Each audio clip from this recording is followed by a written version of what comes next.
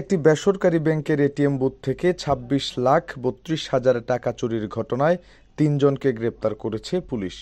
তাদের কাছ থেকে পাওয়া তথ্যের ভিত্তিতে পৃথক অভিযানে ১৮,০৬,০০০ টাকা উদ্ধার করা হয়েছে। গ্রেপ্তারকৃতরা হলেন সিলেটের জকিগঞ্জ উপজেলার হাতিডহর গ্রামের হুসাইন আহমেদের ছেলে আলবাব হোসেন লিমন, মোগলাবাজার থানার নৈখাই পূর্বপাড়া গ্রামের মৃত নুরুল ইসলামের ছেলে আমিনুল হক ও একই থানার নৈখাই মাঝপাড়া গ্রামের সিদ্দিক আলীর ছেলে নুরুল ইসলাম মুন্না।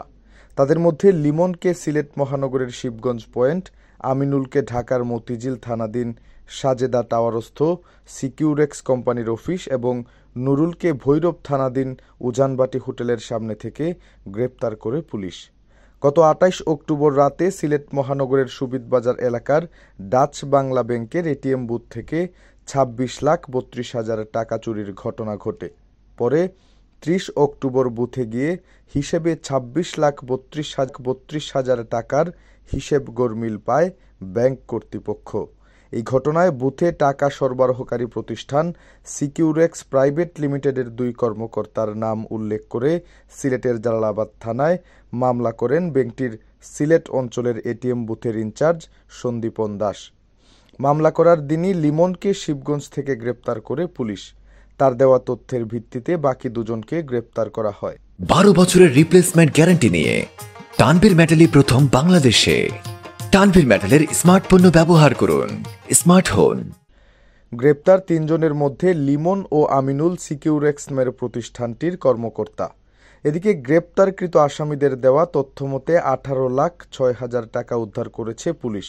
এর মধ্যে লিমনের বসতঘর থেকে ১০ লাখ, নুরুলের বর্তমান ঠিকানা সিলেটের দক্ষিণ সুরমার কদমতলী এলাকার স্বর্ণশিখা আবাসিক এলাকার ১০৮ নং বাসা থেকে ৫,৩৫,০০০, আমিনুলের বসতঘর থেকে ২১,০০০ টাকা উদ্ধার করা হয়।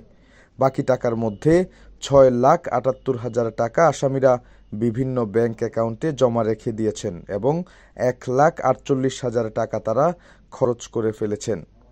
এসব তথ্য সিলেট ভিউকে নিশ্চিত করেছেন সিলেট মেট্রোপলিটন পুলিশের উপকমিশনার আজবাহার আলী শেখ।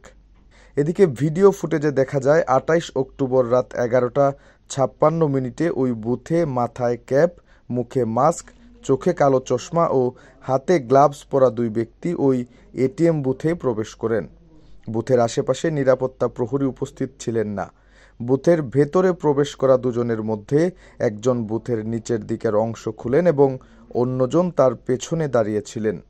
মুহূর্তের মধ্যে নিরাপত্তা প্রহরীকে বুথের সামনে উপস্থিত হতে দেখা যায়। ভেতরে থাকা ২ ব্যক্তির দিকে উকি দেন। ভেতরে থাকা এক ব্যক্তিকে নিরাপত্তা প্রহরীকে শাটার নামানোর জন্য ইশারা দিতে দেখা যায়। পরে নিরাপত্তা প্রহরী শাটার নামিয়ে দেন। এক পর্যায়ে ওই ২ ব্যক্তি বুথের লকার খুলে ভল্ট নামিয়ে সেখান থেকে টাকা নিয়ে নিজেদের ব্যাগে ভরে চলে যান।